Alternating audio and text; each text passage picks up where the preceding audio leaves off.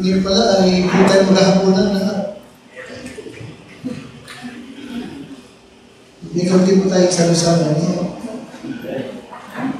Alright, tapos yung iba ko sa Judges chapter 16. Aklat ko ng Judges chapter 16. The book of Judges chapter 16.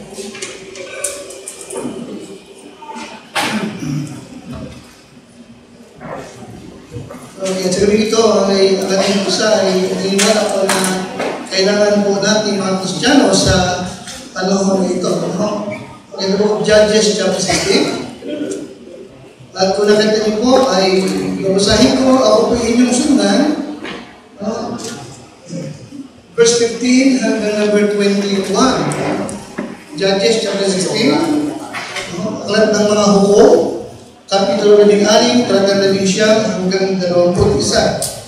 Okay, nakalimutan kong pamilya nila Justin na ilagay sa Tagalog. Ano? Okay, pero tingnan na lang niyo kung may mga Bible kayo Tagalog. No? Verse 9, 15 hanggang number 21. Okay. Nandiyan po kayo?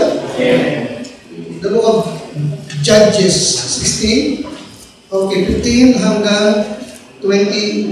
At ito po yung kasaysayan na itong si Samson ay na-in-love sa isang babae na nagngangalan Delilah.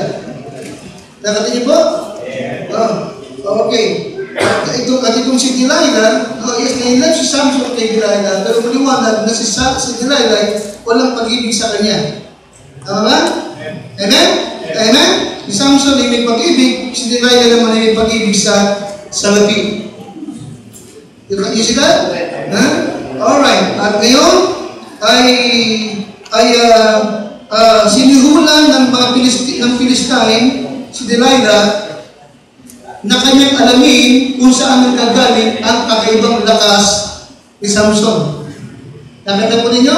Sapagat yung sa mga unang pagkakataon, mga tatlong pagkakataon na hindi sinabi ni Samson sa nagagaling ang kanyang lakas, di ba? At nag-evaluate? 3 times. Sabi ni Delilah, sabi mo, love mo ako. Bakit 3 times mo akong pinagsinungalingan? Ayaw mong sabihin sa akin, sa nagagaling ang iyong lakas. 15. And Delilah said unto Samson, how canst thou say, I love thee? Andiyan na ba kayo? Sinasabi mong love mo ako. When thy heart is not with me. Thou hast mocked me this 3 times, and hast not told me wherein thy great strength lieth. Kayo naman?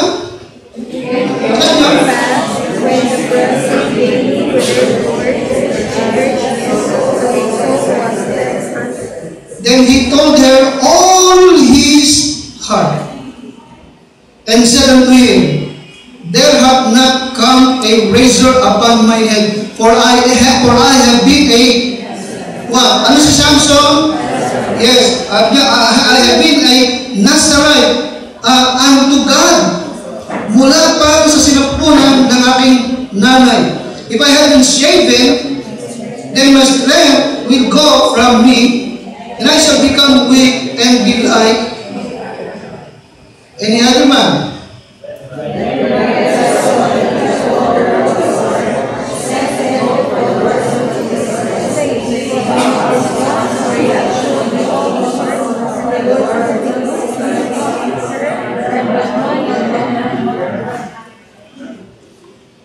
And she made him sleep upon her knees, and she called for a man, and she caused him to shave off the 7 locks of his head, and she began to afflict him, and his strength went from him. And he said,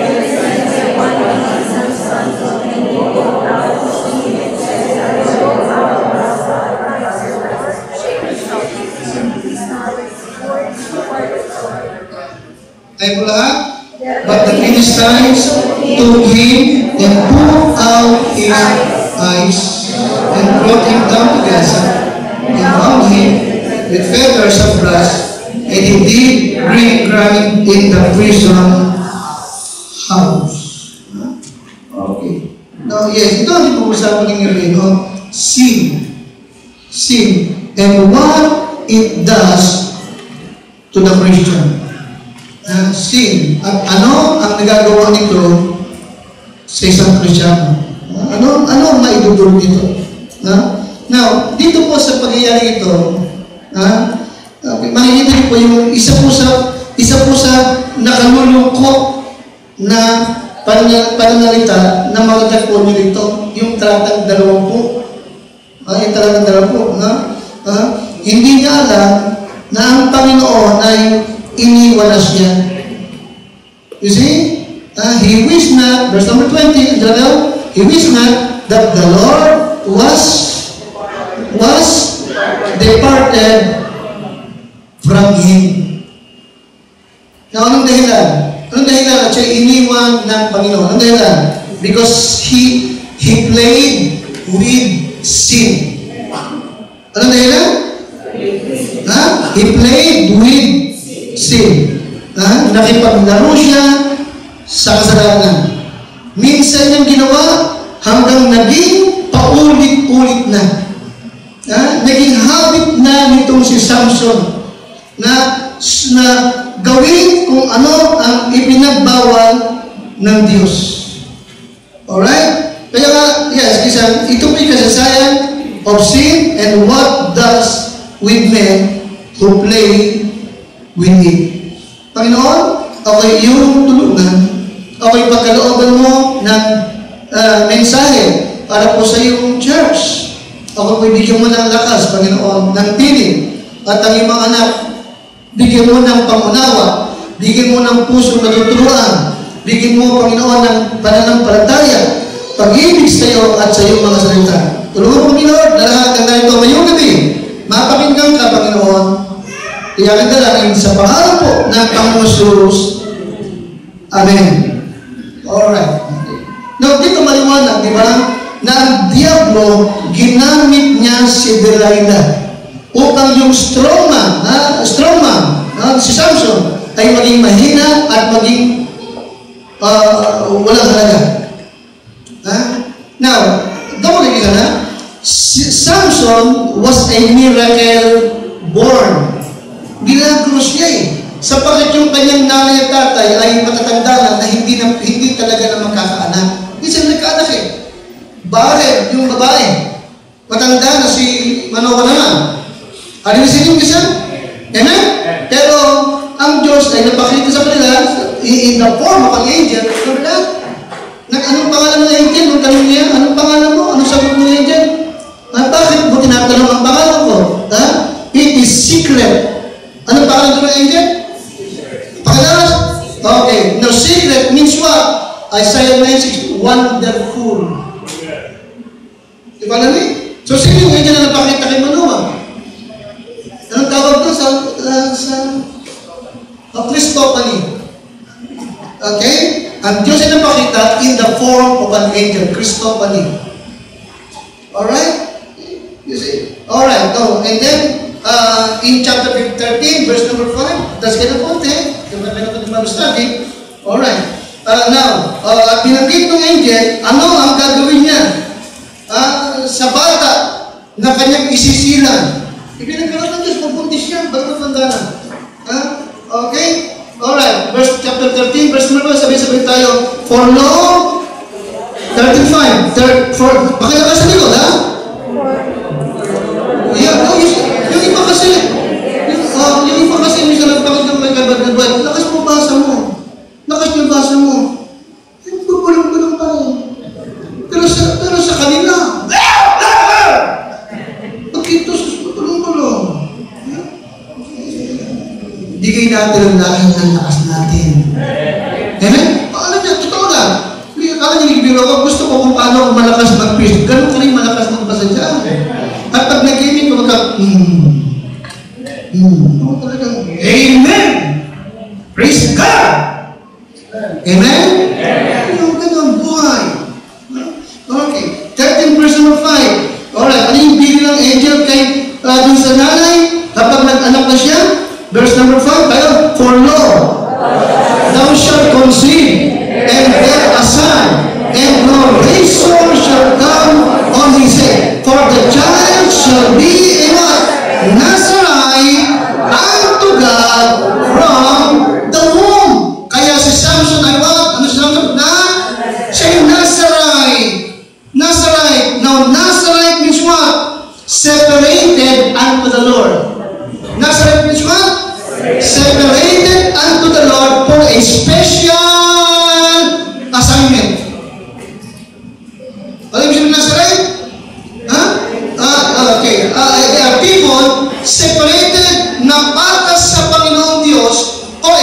kanyang what? Assignment. Ano yung kanyang assignment? Ha? To redeem, to deliver God's people mula sa kanilang mga kaaway. And then you follow that? Are you listening? Nazarite. Okay? At ang batas ng Nazarite is what? Hindi siya dapat gugupitan mula pa sa pagsilang hanggang sa kanyang kamatayan. Ano ba? Hindi siya hahawak ng mga patay na hayop o anuman. Maliwanag ba? Pangatlo, hindi siya kakain ng kahit ubas o iinom ng anumang mga bagay-bagay na galing sa puno ng ubas. Kasi siya what again? Nazarite. Nazarite means what? Separated unto the Lord. For what? For a special assignment. You see, Christian? Now, may pagkakahawi. During the Old Testament time, talaga may mga special people. Tama? But tayo pagpasok ng panahon ng biyaya. Sa panahon natin ito ngayon, anong bilin ng Diyos? Come out from, sa Christian. Come out from among them and be what? Yes! So tayo lahat ngayon is what? Nazarite. Tama ba ako? Nazarite. There's a special assignment for that. There's a special assignment.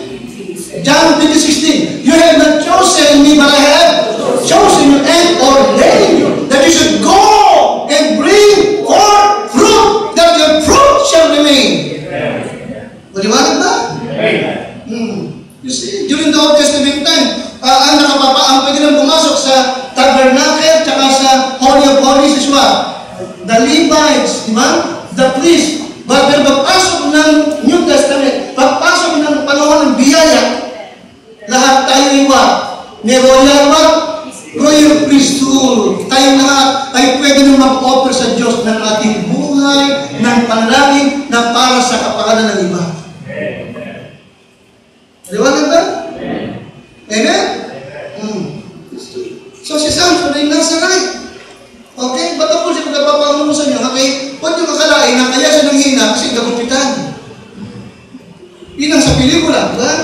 Kasi ba't ako yung kanyang buhok ay nagsisilip para bang anong tawag doon sa pagpulis ka, meron kang ano? Chapa. English what? Badge. Diba? And then yung kanyang buhok ay badge. Para tandaan na kasi Nazarite. Hindi totoo talaga doon ang gagaling yung kanyang lakas. Diba alam mo? Ang lakas ni Yeshua, ang lakas ay galing sa Panginoon. Amen? Nanghina siya, naging normal ng tao siya, nung yung Diyos umalis na sa kanya. Nakuha ba ako na? Sa kanyang paulit-ulit na pagkakasala, iniwan na siya ng Panginoon. Huwag ka matigas sa ulit, huwag tayo matigas sa ulo. Di ba alam mo? Alam mo, pag nagkakasala ka. Amen? Huwag mo lang ulit-ulitin. Di ba alam mo? Amen? Magkaroon ka ng wala. Sabi ko, immediate repentance. Naman ito nagkasala ka, huwag mo lang ulit-ulitin. Okay, hindi ka laging pagpapasensyahan ng Panginoon. Tao ka, Diyos yun. Okay? Hindi tayo mahalaga sa atin. Nagkakis pa, nakakapakinig tayo, di ba? Nabibigyan tayo ng warning ng ating Diyos. Okay? This is Samson was a miracle boy and he was a Nazarite. At alam niya yun.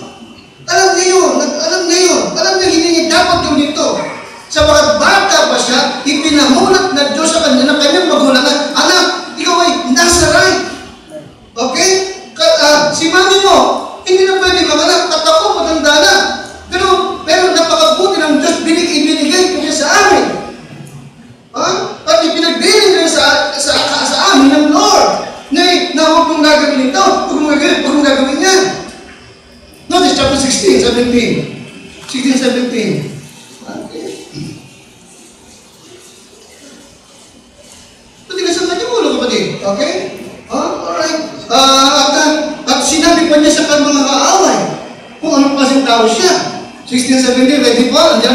That he told, that Samson told Delilah all his heart, and said unto her, there hath not come a razor upon my head, for I have been a Nazarite unto God mula pa sa sinapunan ng aking nanay. Nakita mo? Ay Nazarite. Okay? In other words, he was God's man. He was what? Siya ay tao ng Diyos. Now, we know the story kung gaano siya kalakas. Walang katulad niya. Are you with me? Minsan, yung sinalubong siya ng isang malaking layon, remember na? Amen? Pag nakita mo sa Biblia ng young lion, hindi ibig sabihin na yun, parang tuta. Hindi ka yun, no. Sabi lang yun yung malaki, malakas. Nakikita niya sa akin? Okay. Wala siya mga hawak. Tama? Nilabanan na at kanyang pinunit yung layon.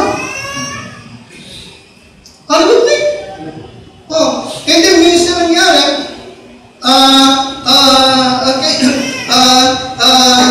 siya po'y sinugod ng 1,000 na mga Philistines. 1,000 na Philistines? Remember that? Nakadamot siya ng kapirasong buto ng dagit. Nakanibang na? Napatay niya yung 1,000 na pinasabalitan lamang ng buto ng asno. Gaano makalakas mong tao ito? Alright? So dahil ito, talagang ni-itinuri siya talagang mortal na kaaway ng Philistine. You see? Isang dumating ang time na nalaman ng mga Philistine, nanalo siya sa isang lugar na yun. Alam nyo, karamihan ang pangyayari sa buhay ni Samson, saan naganap? Sa Gaza. Saan naganap? Sa Gaza. Okay? Ito'y lupa ng Israel. Alright? Tagalan si Samson. Pero para lang matahimik sa Philistine, sa Middle East, ibinigay ng mga Israelita sa mga Hamas. Kadundon-dundon na galing yung problema nila. But anyway, okay, kasi nalaman ng mga Philistine. Alright? At ang ginawa nila, habang tulog si Samson, pinalibutan nila yung bahay, yung lugar na yun. Pinalibutan ng napakaraming Philistine. Pero hindi po ang kanyang ginawa. Bakit ang tulog? 16, verse number 3.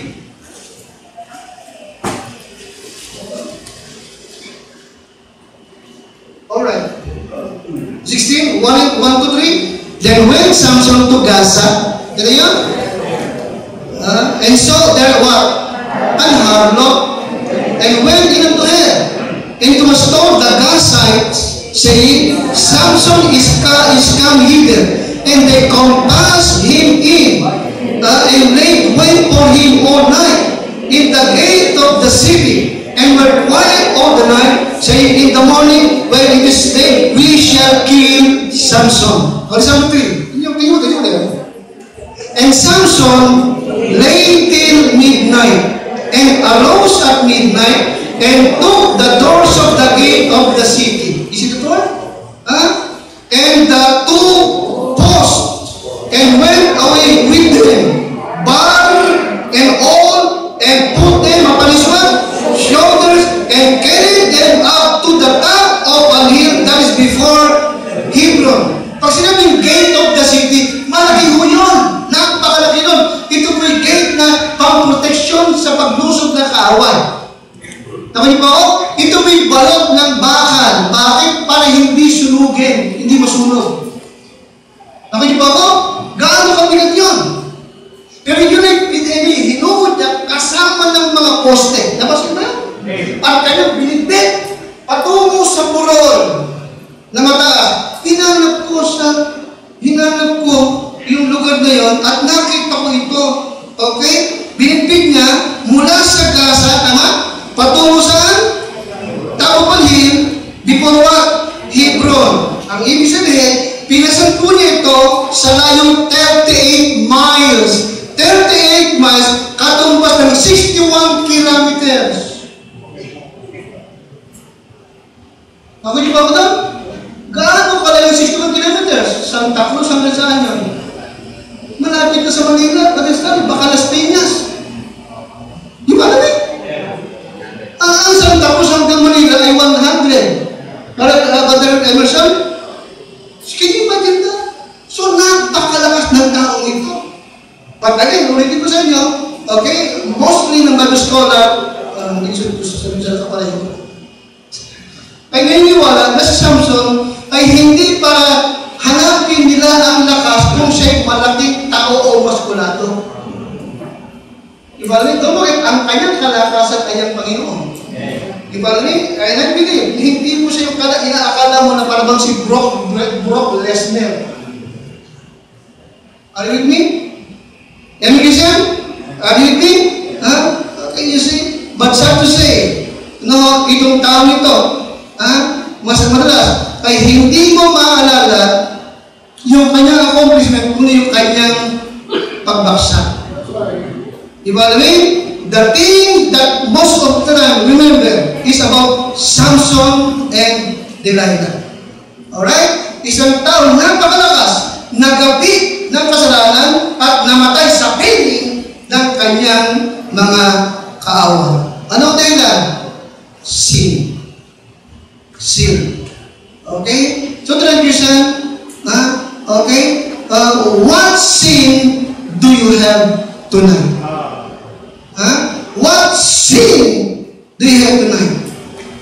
Anong kasalanan ang iyong pinaglalaroan? Anong kasalanan ang iyong binabalik-balikan? Si Samson ay nagkaroon ng ganung ugali. Okay? Nagkasala dito, binalikan na at inulit-ulit pa yun. So what sin do you have tonight? Dear Christian, that sin will destroy you. Kung si Samson ay napakalakas, nasira siya ng kasalanan. Di ba namin? Namatay siya bunga ng kasalanan sapagkat siya nakipaglaro sa kasalanan. Alright? Number one, hindi ko malaman yung number one, sin blinds.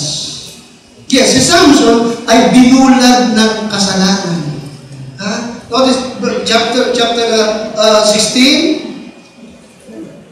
and verse 21, tayo na po lahat. But the Philistine took him and then what? Kita mo? Sapagkat mahina na siya, no?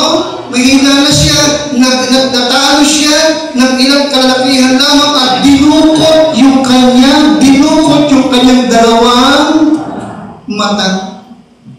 Yeah, you see? At hinuli ng mga Pilisteo at dinukot ang kanyang mga mata. Binulag siya. Alright? But listen carefully ko nila. Bago pa dukutin ng mga Pilisteo ang kanyang mga mata, bago pa dukutin ng mga Pilisteo ang kanyang mata, Samson spiritual vision was already ruined. Hindi ba wala siya nakikita kasalanan? Hindi ba alam niya na hindi siya dapat ahawak sa patay na patay? Humawak siya ng patay na ngayong pinuho yung hanibin. Hanibin niya? Amen?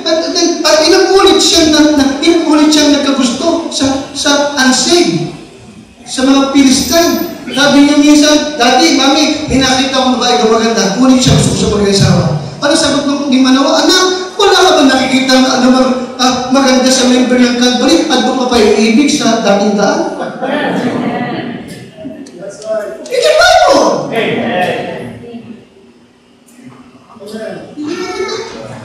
Samantalang alam niyo siya iba, nasa right. Kadami-daming Israelita, kalahi mo, na-inlove ka pa sa Philistines.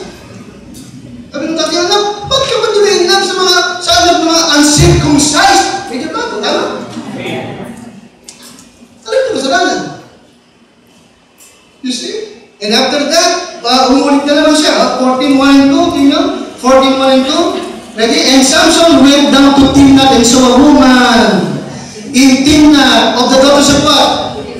Ito mo, Philistine. Okay? Ayun, ha? In notice number 2. Aking nakita ang isang babae sa Timnath, sa mga anak ng mga Filisteo. Ngayon nga, papag-asawahin niyo ako sa kanya. Nakita mo? Itong si Samuel talagang grace of God. Okay? Malakas, pero mukhang immature. Diba alam mo? Amen? Gusto mo lang mag-asawa. Mami, dali kunin niyo siya. Gusto ko siya mag-asawa. Ganun din siya. Alright? Hindi mo tapos doon. Okay? So, ito yung kasalanan. In chapter 16, verse number 1. Ready? Then went Samson to Gaza and saw there what? Ang harlot at siya'y sumiping sa isang harlot. You see, the Christian sin blinds. bago pa nadukot ang kanyang mata, ang kanyang spiritual vision ay sira na. He was blind toward sin. Kung sabi nito, alam mo, mali ang ginagawa mo, pero pag pinagsabihan ka, ang kapirami, anong masama doon? Anong mali doon? Samantalang alam mo, salungat sa kagustuhan ng Diyos. Wala kang pinag-iwan kay Samson. Masisira ang buhay mo. Okay? Philistines were God's enemies. Diba? Sila yung larawan ng mga unbeliever. Okay? Kaya ang unang pagsuway ni Samson is what? He wanted the girl who was not saved. Maliwanag ba? Gusto siya sa isang babae na hindi ligtas. Alright? Yun ang kanyang unang hakbang ng kanyang pagkakasala. And then sumunod is what? Ginusto niya yung isang harlot. At sa panahon ay nahulog na siya dito kay Delilah. Yes, basically, sin always what? It always blind. Always blind. Ngayon, makakatagpuan ng Christian, pero wala nakikita ng masama sa homosexual. Bigyan nakakatawa, pero totoo talaga, yung sa Amerika. Isa ngayon, hindi kayo idipan yung woman. What is a woman? What is a woman? What is a woman? Tinanong daw si Biden, is a woman, di ba siya ko? Paligoy-ligoy. Kung sabi ng pastor, ano ba sabi ng pastor? Okay, Brad, ilang taon na ba si President Biden? 82? You are 82 years old, and hindi mo alam what is a woman? What is a woman? Your mama! Your mama! Hindi ka naman ang galing sa tatay mo. Amen? 82 years old, hindi rin niya alam yung kanyang asawa, yung woman. Iba din na. Sin na, nabulag na.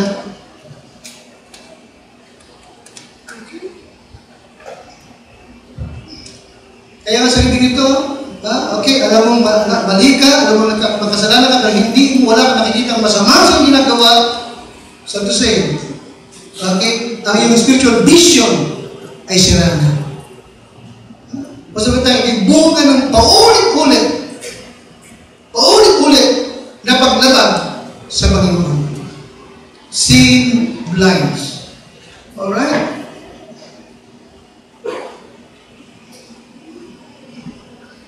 Secondly, 16:21.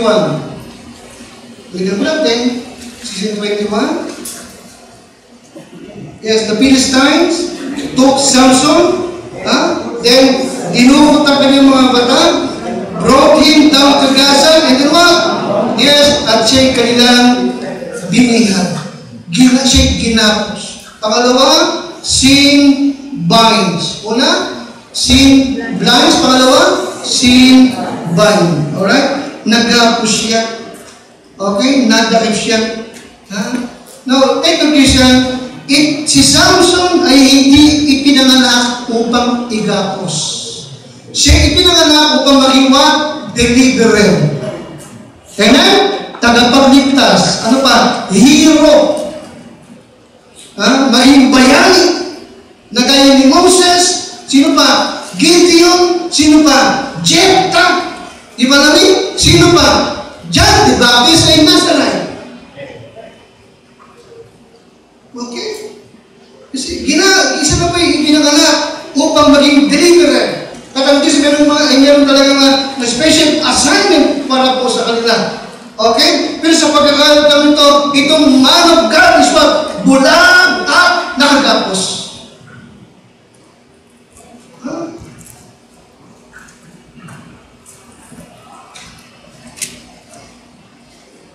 Alam nyo, siya po'y naging ilang taon siya nanungkulan bilang deliverer ng Israel? Chapter 15:20. 15:20. Ready? Tayo po na. Ready? And he judged Israel in the days of the Philistine having ilan taon? 20 years. Kita mo? Tapos magtatapos lamang sa ganitong pagyayari. Amen? Amen? Para ba yung naglingkod ka ng matagal sa Lord? Hindi mo ba? Naging nagkagamit ka, naging mabumak ka, pero sa batang mo lang, nahulog ka lang. Huwag naman mangyari sa atin. Namigisan, anong kailangan lang? Kailangan lang talaga yung bang teachable ka. Liwanag ba? Teachable ka. Pag sinaway ka, nakikinig ka. Namigisan, pag may preaching na alam mo, para naman siya, hindi ka para mag-isip na pinatatamaan ka. No. Itinutuwid tayo ng Panginoon. Ayaw ng Diyos na mabulag ka. Di ba namin? Ayaw ng Diyos na magapos ka, mahulog ka sa pagkakasala. At maging katawa-tawa ka, at pinagtatawa ka sa batang mundo. Yes, sin binds. Okay? Isipin mo, bungo lang ng asto, nakapatay siya ng libo-libo. Amen? Sa magitan ng pamilya, nanguhuli siya ng 300 foxes. Hindi ba dito? Amen? Hinugot yung gate ng isang syudad. Pinasa. Paakyat ng bulol. Ilang kilometro? 6 kilometro.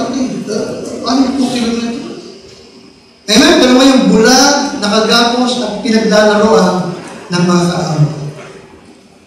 Anong dahilan ulit? S-I-N? Sin. Sin. Okay? Now, notice,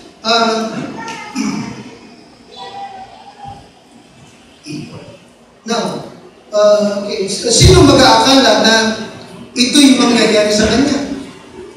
Di ba? Akala niya lagi na lamang siyang magtatagumpay. Akala niya, ang Diyos ay lagi na lamang siyang kukusintihin. Huwag natin kalimutan, hindi kailangan ito-tolerate ng sin ang ating pagsuwal.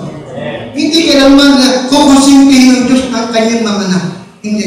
Pagkas maliwanag ang kanyang salita, pinapalo ng Diyos ang kanyang iniibig at hinahampas niya ang tinatanggap niyang anak.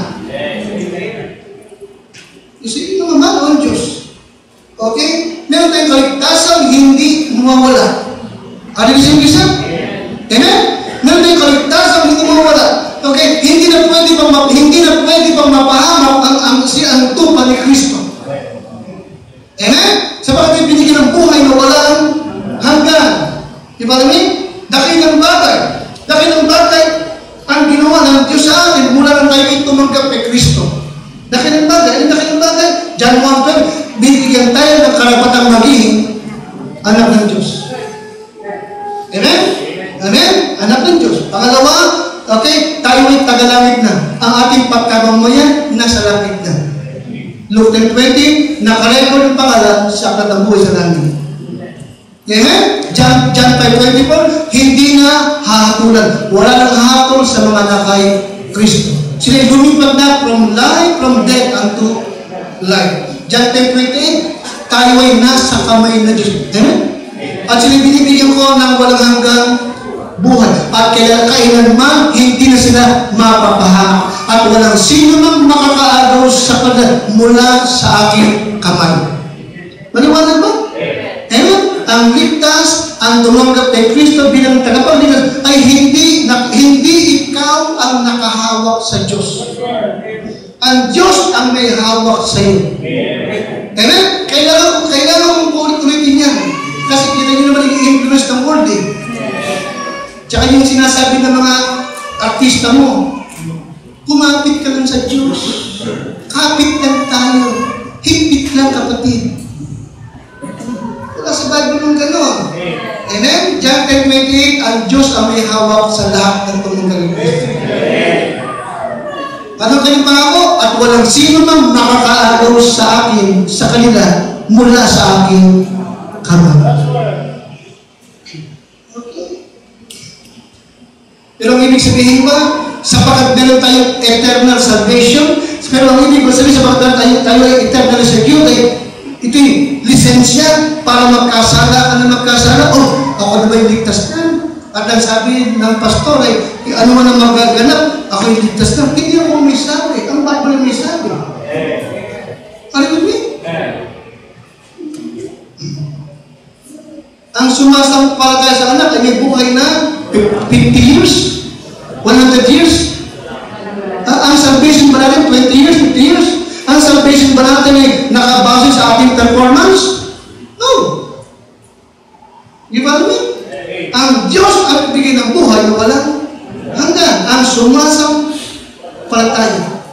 Okay? I mean, actually, yung saving faith, Brother Randy, don't forget, ay gift ng Diyos sa atin. Naman niyo ba ako? Nanampalataya ka sa bakit binigyan ka ng Diyos ng saving faith. Ano yun ba? Faith cometh by hearing and hearing by the word of God. And 2 Timothy 25, binigyan tayo ng faith to believe. Kaya kung yung faith ay bigay sa atin, hindi na para muli eh.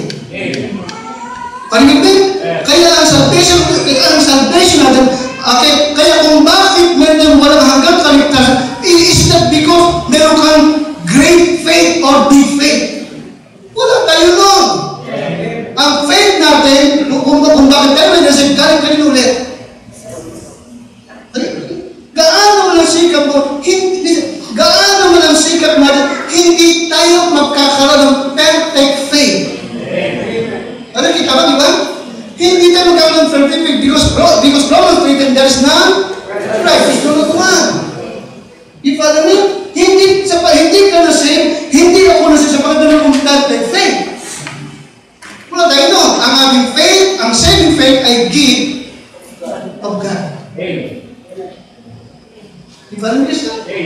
Ulit ko lang yun. Okay. Yung faith ni Christ upang maligtas tayo. Okay? Dahil doon, John 10:28, meron tayong buhay na walang hanggan at tayo ay hawak ng Diyos. Nasa kami ng Diyos. Amen, isa? At wala nang makakaagaw pa. Wala nang makakapaghiwalay pa sa pag-ibig ng Diyos sa mga anak ni Kristo Jesus. Alright? But again, hindi ito lisensya upang tayo ay magkasala. Again, pinapalo ng Diyos ang kanyang iniibig at hinahampas niya ang tinatanggap niyang anak. Ulitin ko, hindi sa pagkaligtas ka ay lisensya yan para magkasala ka na magkasala. Hindi tayo kukonsintihin ng ating Panginoon. Amen, Christian? Amen? Sapagat iniingatan na yung kanyang pangalan. Okay? Na pangalan lalong higit sa lahat ng pangalan. Okay? Kaya nga maging warning sa atin ang naganap kay Samson. Bagamat napakalakas na tao, ay what? Number 1, binulog siya ng kasalanan. Number 2, ignap ko siya ng kasalanan. Okay? Ginap ko sa kasalanan. Yes, he was a spiritual leader of Israel. The judge. Okay? Alam ni Samson ang Bible. Ha? Alam niya ang salita ng Diyos. Alright? Pero maraming tao, maraming Christian, bagamat alam ang Bible, alam niya ang gusto ng Diyos naman niya sa kanyang pero pinipilit pa rin niyang kay mamuhay ayon sa kanyang sarili kaparaanan. Okay?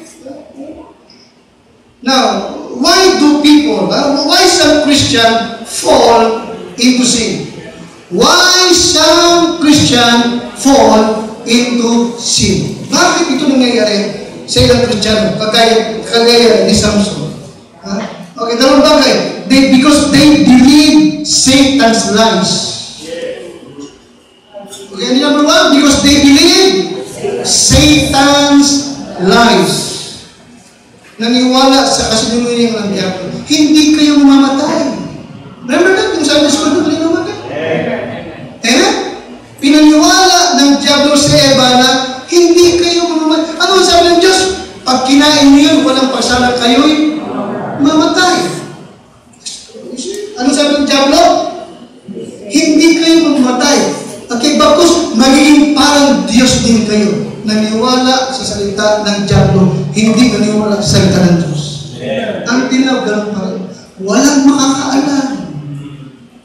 Brother, walang makakaalam. Ikaw tsaka sa Satanas lang. Nakita mo yun? Kaunti lang naman yan. Kailangan mo yan. Kailangan mo yan. Kailangan mo talaga ng gin. Kasi nagpintura ka para matunaw yung pantunaw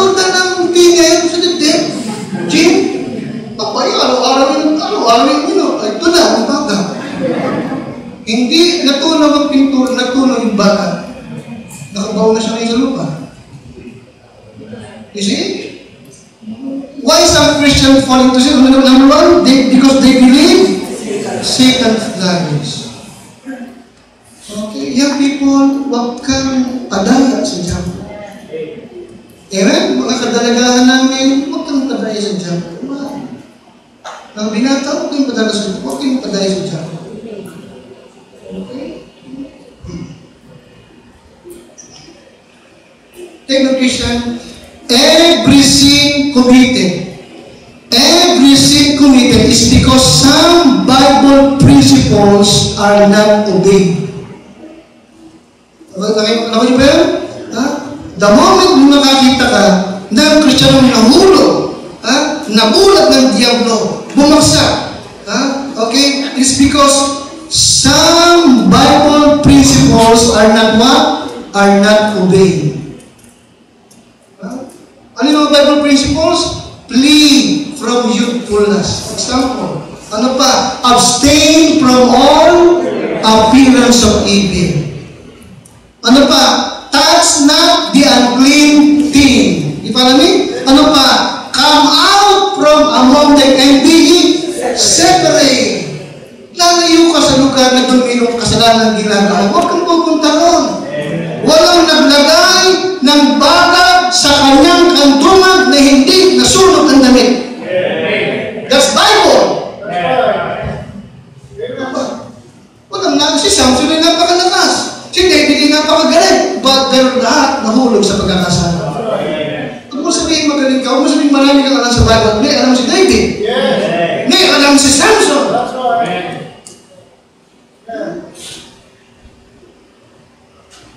Huwag mo sabihin, marami na akong nagagawa sa Panginoon. Okay? Marami na, so what?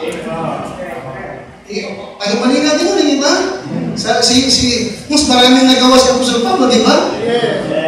Pero sabi ni Pablo, pero hindi pa rin ako, kundi yung biyaya ng Diyos na gumagawa sa akin, mightily. Ako rin, kung nagagawa ito, hindi ako. Ang Diyos ang gumagawa sa akin. Diba? So why some Christians fall into sin? Ano na because they believe Satan's lies.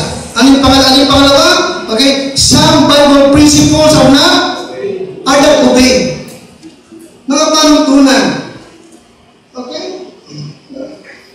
Maraming tali sila po Abe, pag nakakita minsan, binagkita ko sa iyo minsan, na huwag kang masusurprise kapag nakakita ka na doon mangyayari na parang ibang hihina mo pa. Huwag. Yung bang, hindi ko wala yung magagawa niyo.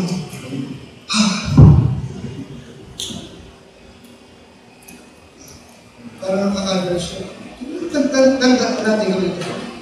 Tandaan po natin,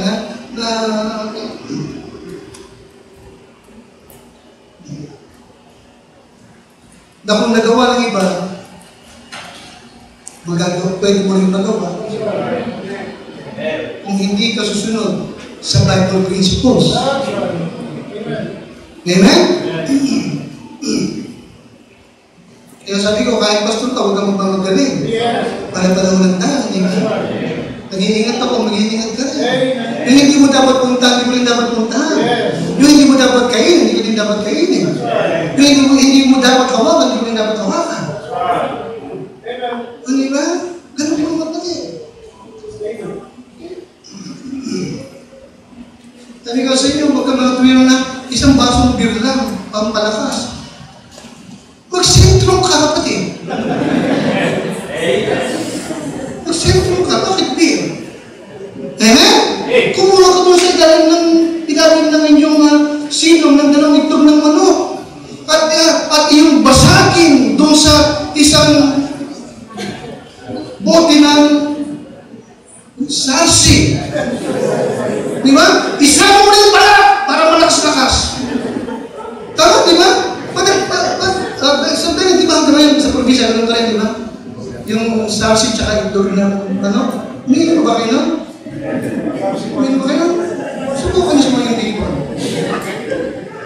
Huwag kang nagawa ka doon. Amen?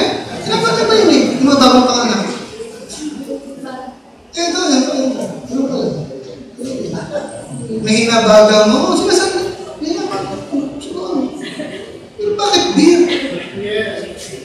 Amen? Yung iba naman, red wine. Sinasabi nito, ito. Yung iba naman, red wine. Magaling daw sa puso. Tama? Tama, sabi ba, di ba? Red wine ka. Right. Yung 100% pineapple juice, nakalagay din, best for the heart. Bakit red wine? Gusto mo magpaklas? Amen? Yung Welsh juice, yung iinom natin kapag Lord's Supper, tapakan mo kailangan boy, pero kung sumobra, inumin mo. Pero bakit magre-red wine ka pa? Nakakaintindi ba tayo? Huwag kang padaya. Bakit nahulog kayo ba sa pagkakasal? Because they believe what? Satan's lies. Ano yung pangalawa? Okay? Some Bible principles, we're not obeying. Lumayo ka sa lahat ng anyo ng masama. Amen? Amen? Tumakas ka sa youthful lust. Amen? Tumakas ka. Si Joseph na anak ni Jacob. Amen? Inaaraw-araw na tuksuhin ng asawa ni Potiphar. Joseph, come! Lie to me. Halika, Joseph, magsinungaling kayong dalawa. Lie to me. Just lie. Ano ba siya?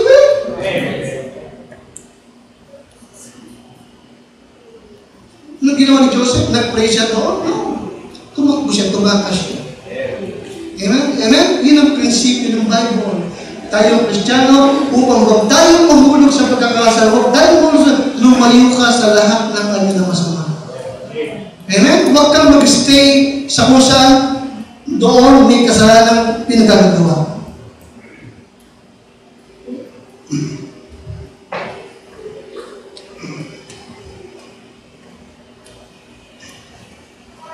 Isa, sin can blind anybody. Ano isa? Sin can blind anybody. Ano yung pangalawa? And sin can bind anybody. Amen?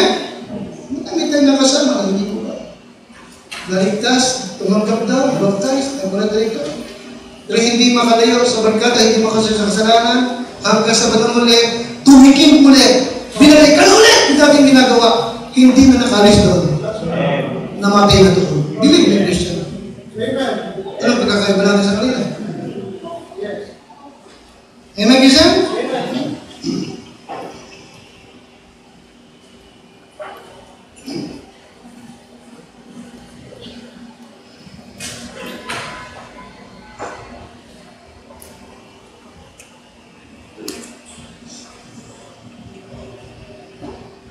Sabi nung isang misis pagkakol sa kanyang partner, nahirap ng matanggap ang pangyayari.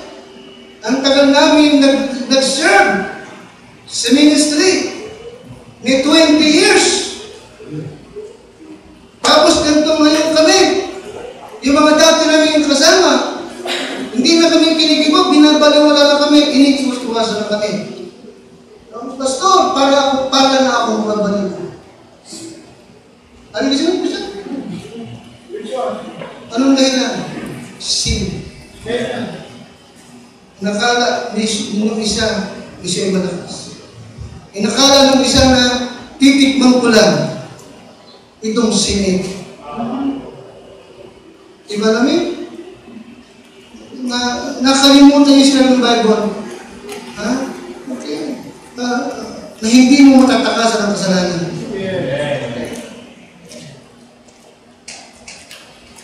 Be sure your sin will find you out.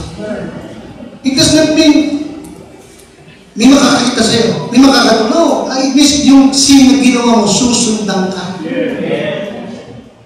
Hindi mo siya matatabuhan. Are you with me? Makikita ito sa buhay mo, makikita ito sa kalusugan mo, ibang isa. Makikita ito sa bunga ng ginawa mo, ayan. Okay? Nawalan na respeto sa iyo. Ayan, nagtatawa, ayan, iniiwasan na kayo. Sin blinds. And number 2, sin what? Sin blinds. Pinagsinungaling ka sa nagkano. Yun lang yun. Walang mangyari. Walang masama dyan yun.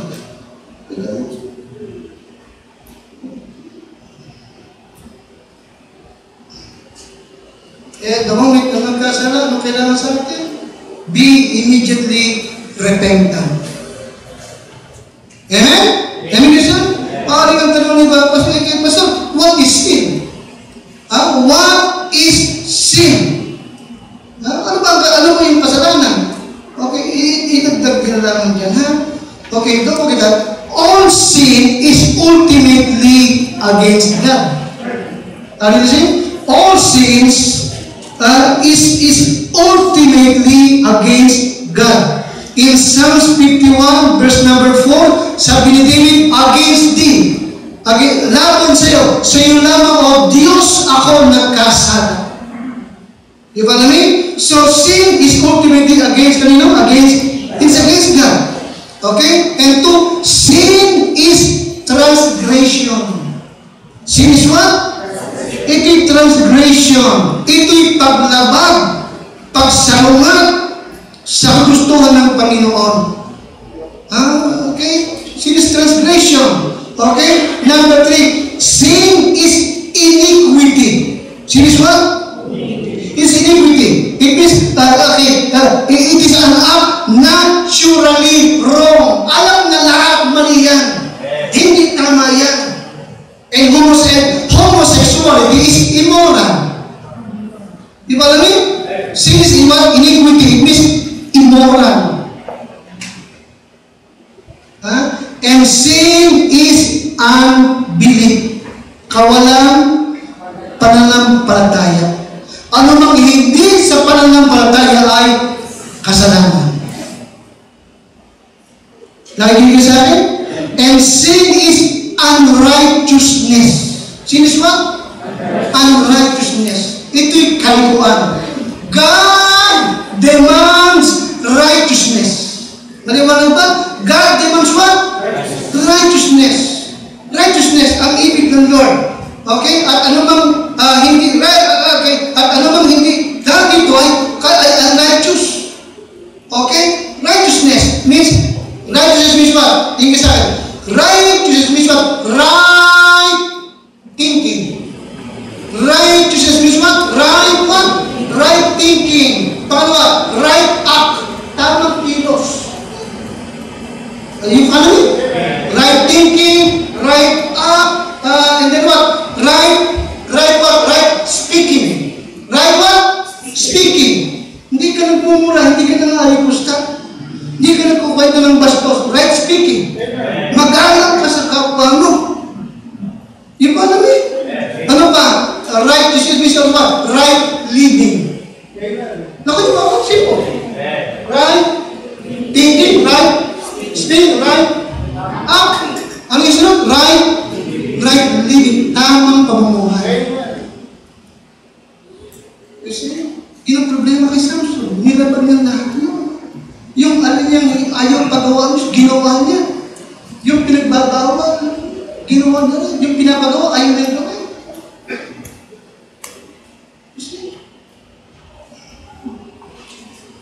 May naman yung sana, sin originated with Satan. Di ba? Hindi naman nagmula sa tao. Kasalanan. Kaya nga nag-originate kay Satan. Romans 14. Nakita niya yung pride sa kanyang puso. Sin originated with Satan. Romans 14 yun. Romans 14, 12 to 14, di ba? Oh, okay? And then, paano nakapasok sa earth? Okay, sin originated with Satan, entered the world through Adam. Entered the world through what? Adam. Romans 5:12. Okay? And let me know, tatandaan po lagi. Okay. So what is sin? Binigay ko, di ba? Okay? Now, the effect. Ano ang epekto ng kasalanan? The effect of sin. Dalawa. Sin destroy. Sin what? Yes, sin destroy. Ito'y naninira ng pamilya, ng tahanan, ng church, ng magkakaibigan. Ano pa?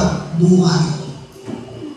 Amen? Nasira ang mga mata ni Samson. Bunga ng what? Sin. Amen? Napalayo siya sa mga nagulang. Nabihag ng kaaway. Sin, destroy. Ayun yan. Okay? And sin brings what? Sin brings physical and spiritual death. Amen? Si Samson namatay sa gitna ng kanyang mga kaaway. Amen? Sabi ng mga tao, balik kayo yung Judges, sabi ng mga Philistine, yun ba? Okay. Verse 16:23, then the lords of the Philistines gathered them together to offer a great sacrifice unto Dagon. Our God has delivered Samson, our enemy, into our hand. And when the people saw him, they praised their God. Hindi ba kita? Tuloy, akala ng mga Philistine, higit na makapangyarihan si Dagon kaysa sa ating Diyos. Dahil kay Samson. And then number 25, pakalakas mo, and it came to pass, when they heard the merry, nung sila pinagkasinalasingan, anong sabi nila? Okay, kunin niyo si Samson para si ating mapaglaruan. Nakarinig po yan? Okay niyo po. And it came to pass when their heart were merry, that they said, call for Samson, that he may what? Make us what? Sport about playing. You see, atin siyang paglaruan. And they called for Samson out of the prison house, at ginawa siyang laruan. Nakatinig po yan? Kasi may Tagalog, no? Okay, nakatinig po yan? Ginawa siyang laruan nung magkakaaway. Hindi malinda. Yung hero, yung solid deliverer ngayon, pinaglalaroan na lamang ng kanyang mga kaaway. Yes, you stand, because sin grind its victim. Kasi nga, at nangyari ng masayahan ang kanilang puso na kanilang sinabi, tawagin si Samson upang siya ating mapaglaruan. At tinawag na si Samson mula sa bilangguan at siya'y pinaglaruan nila at kanilang inilagay sa pagitan ng mga haligi. Okay? Yes. Ito ngayon si Samson. Okay? Remember na? Naalala nyo, nung mga panahon si Samson ay malakas pa, madinibigay yung pangalan niya, nangangatog na sila. Hindi ba? Okay? Sapagat kilala yan ang hero ng Israel, gayon laruan na lamang ng mga kaaway. Amen? Laruan na lamang ng mga kaaway. Okay? Kaya na tayo as a Christian, maging maingat tayo. Amen? Pag mo sabihin hindi mangyayari sa akin, hindi ko magagawa yun. Nangyari kay Samson, nangyari kay David, bagaman talaga mga great man of God, pwedeng mangyari sa atin. Amen? Bakit nahuhulog sa kasalanan? Dalawa lang ibinigay ko tama, di ba? Ano yung number one? They believe Satan's lies. Ano yung pangalawa? Pangalawa, some Bible principles are not obeyed. Tatandaan mo lang the Bible is for you. It is not against you. Kapag yung Bible dito pinreach, tinamaan ka, huwag mong isipin, kalaban mo ang Bible, no. Ito'y para sa iyo. Binibigyan ka ng warning na huwag kang mabulag, huwag kang magapos, at huwag kang mamatay sa gitna ng mga kaaway mo. Because sin destroy. Amen? Hindi pa alam, sin brings what? Physical and spiritual death. Okay? Tapos na, tininig ko. So, ito si Samson. Si Samson na malakas din, akay-akay ng bata. Nakatingin siya ba? Nakatingin mo? Akay-akay siya ng bata, bulag siya.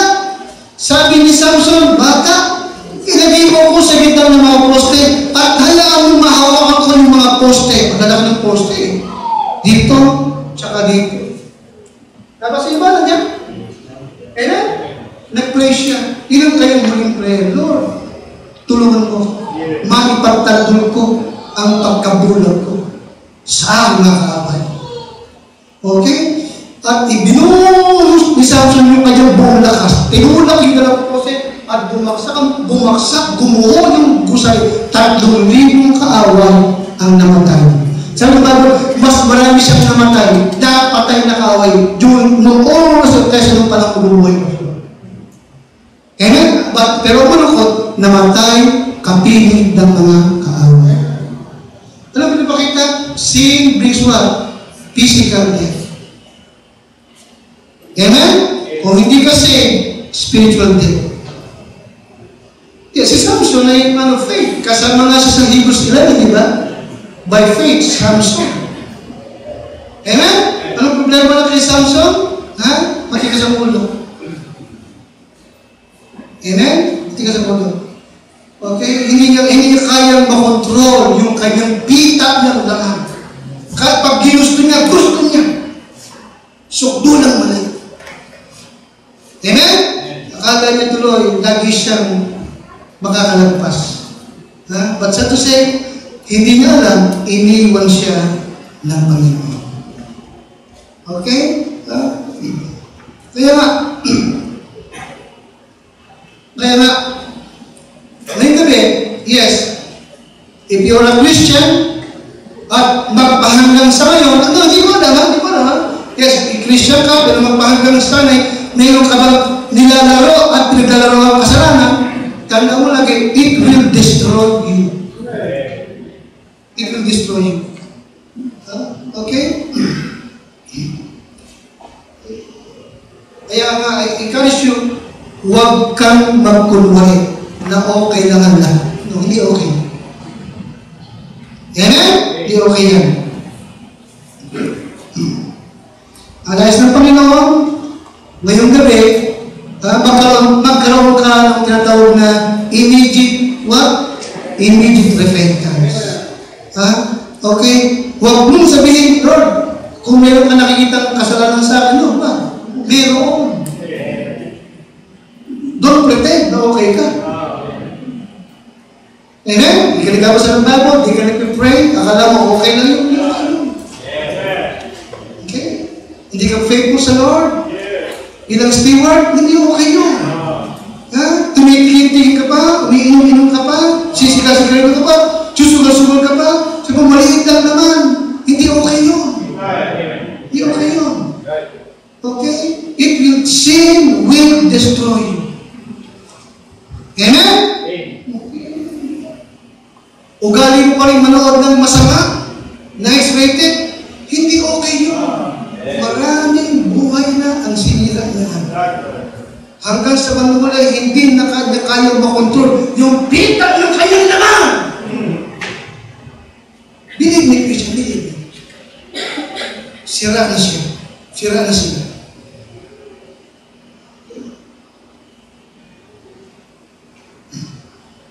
Kaya anong kailangan na? Yung salita ni David, Lord, I have sinned. Hindi yung baka meron. Lord, I have sinned. Nagkasala ako. Mali ako, tama ka.